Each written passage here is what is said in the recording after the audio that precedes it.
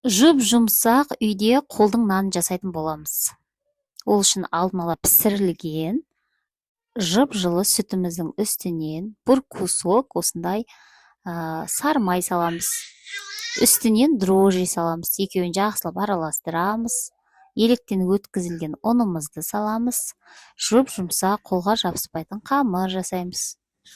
Міндетті түрде ұндарыңызды електен өткізіп қойыңыздар алдын ала.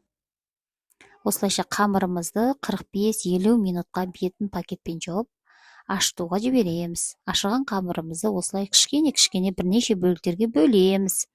Бөлгеннен кейін бетін сүлгімен жауып, 45 минутқа қалдырамыз.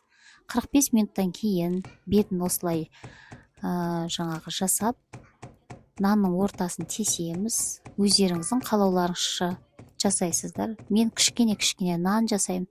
Жегенге де ыңғайлы, дастарханға қойғанға да өте ыңғайлы.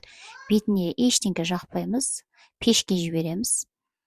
Екінші қамырымыздың бір бөлігіне арасына пиязды осылай майдалап турап, тұз араластырып, мен пияз нан жасадым. Кішкене кезімізде анашымыз осылай бізге пияздан көп жасап беруші еді. Қысқа уақытта өте керемет. Арасына бір пияз, кішкене тұз, кішкене сары майды салып, қамырларыңызды жұқа етіп жайып аласыздар да осылайша орап шығасыздар. Орап шыққан қамырларыңызды дөңгелекте орап, бетін жауып, жарты сағатқа қалдырасыздар. Жарты сағаттан кейін дөп дөңгелек етіп қамырды жайып, бетін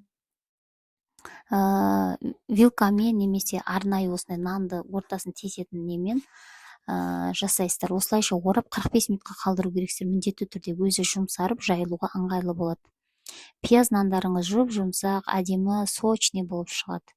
Мінекей біздің нандарымыз дайын. Үй жағдайында сіздер де жасап көріңіздер. Сіздермен болған Данагүл. Менің каналыма тіркеліп, лайк басып, комментарий қалдырып қойсаңыздар, өте қатты қуанып қаламын. Рахмет сіздерге.